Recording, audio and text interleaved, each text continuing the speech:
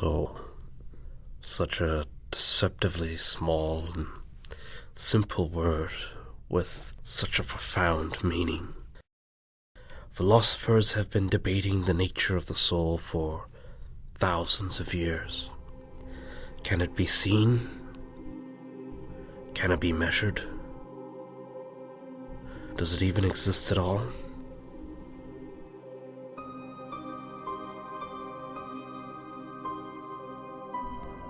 We seem to have resolved that question in the mid-22nd century.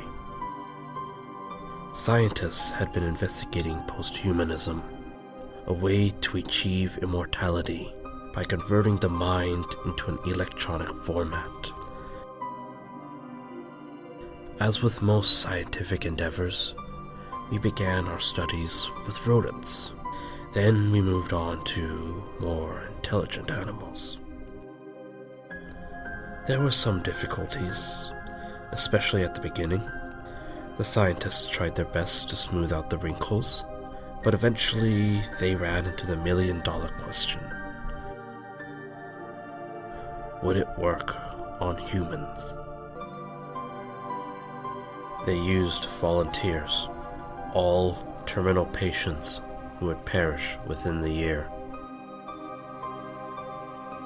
On December 31st, 2179, 25 men and women died.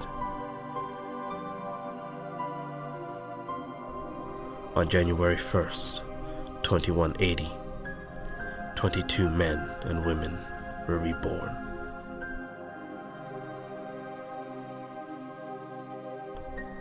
Without the limitation of food, oxygen, and time, posthumans were perfect for deep space exploration. An exploration team contained in a hard drive the size of a loaf of bread can control a ship the size of a skyscraper.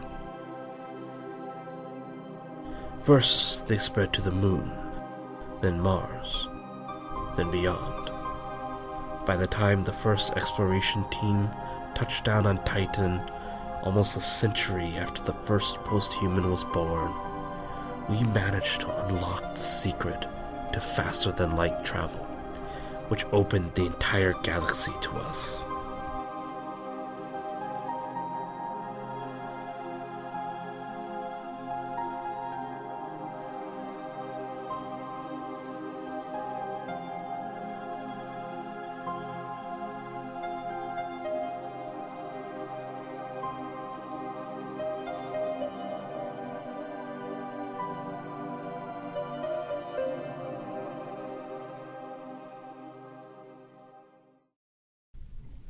That's when things got complicated.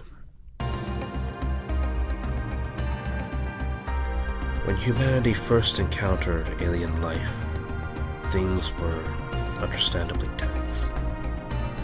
Once they found out about the posthumans, they became, well, enraged would be the best word. They saw them as horrific abominations and immediately cut off all ties to humanity.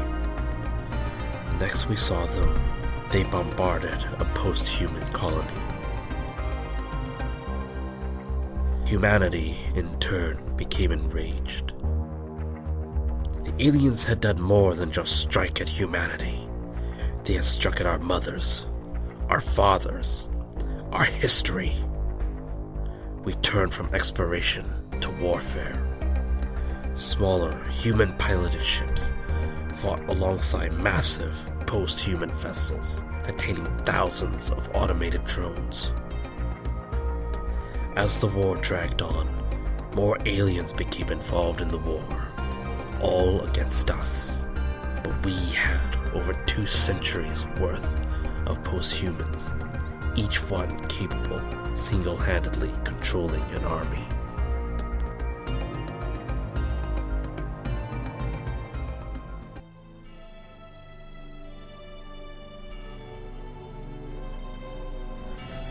As the war dragged on, we wondered why the aliens hated us so much.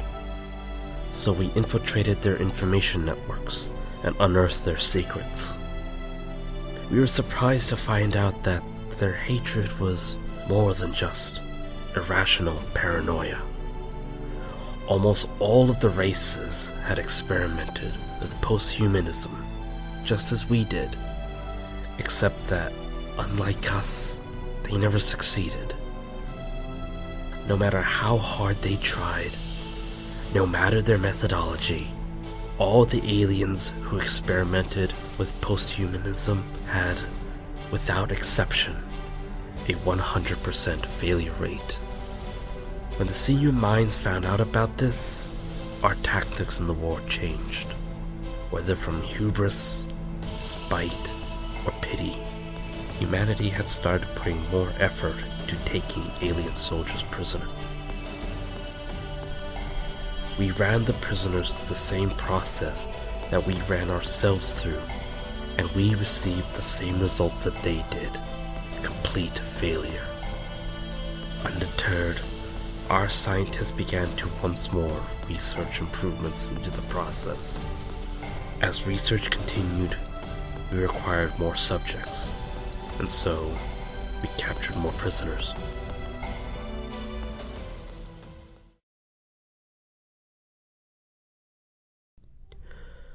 "50 years have passed since the war began.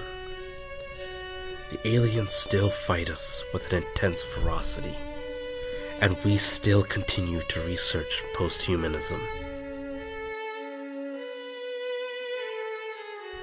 Some consider the aliens' failure as proof that they lack souls. But as I watch entire worlds be broken in the crossfire, and prisoners dying by the thousands every day in our attempts to ascend them, I can't help but wonder, did the aliens fail because we are the only ones with souls? Or did we succeed because we are the only ones who don't?